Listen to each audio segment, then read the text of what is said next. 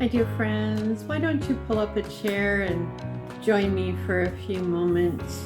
I have a nice hot cup here. I've got decaf in one of my favorite cups by Maxine Noel. It's another beautiful piece of art. I'm going to take it slow. I'm going to take it easy. But here's the question. Do we call it the larder or the pantry? Is it a fridge or is it cold storage? There's all different ways we can call things, right? But what is it today? That's what I would like to know. Hi, this is Granny Doll, and I'm coming to you from my rocking chair, which is close by my kitchen table, to just chat a little bit. I do have some points of reference here on my laptop, so I may be looking down from time to time, but I'm so glad you're here with me. So Granny Doll from Doll Can Create, I know you can too, and I'm living the 100-mile life as best I can, one stitch at a time, one meal at a time, one shopping trip at a time. So I'd like to know right off the bat in the comments below, for you, is it a larder or is it the pantry? So a number of people are doing a pantry challenge in January, a no spend, low spend challenge in January. January is the kind of month where we do those kinds of things.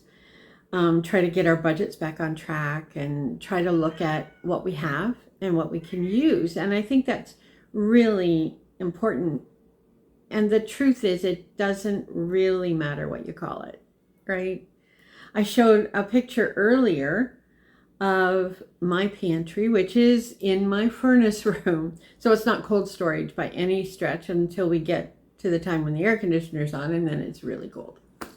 But those are things that I have been purchasing over the last few months. Some of them prepackaged meals that I wouldn't normally eat, but I thought, well, you know, if we're running low on supplies and we come in with a snowstorm or stock is running low in other places and things I like, let's make sure we have what we need. And what you saw there was my backup, because my cupboards in the kitchen are full. The year has turned. Most likely your decorations have already come down. The lights might be a little less harsh. Now, we are fortunate today. We've got a lot of wind, but I don't know whether I can turn this enough. So that's looking out the basement window, up at the sky. Let me just see here. There's almost blue sky there. So it's kind of nice. Squeak, squeak, squeak. I need some WD-40 on that, I think. Oh my goodness. But the question comes up, and it comes up many times. What's for supper? What's for dinner? So again, that's another whole question. Is it dinner or is it supper?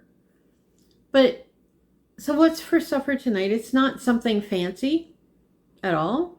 Not the kind of question that you'd say like if company was coming and you were making a big meal, but those everyday kind of things that we realize once we become an adult, that we have to create a meal every single day.